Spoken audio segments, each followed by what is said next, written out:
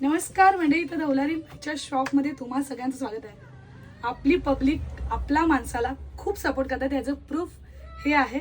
So आजचं हे parcel आहे क्रीमचं. नुसतं क्रीमच्या बुकिंग असतात, तुम्ही बघू शकता. खूप सुंदर आहे. पहिलेच सांगते, नाईट क्रीम जी आहे ती सेन्सिटिव्ह स्किन असेल तर यूज करू नका, अजिबात यूज नाही करायची. बाकी सगळ्यांना सूट होणारी, फेअरनेससाठी, पिगमेंटेशनसाठी असेल, डार्क वांग असतील त्यासाठी बेस्ट रिझल्ट देणारी आहे. आणि सुंदर असा मेकअपची क्रीम तर सांगूच नका.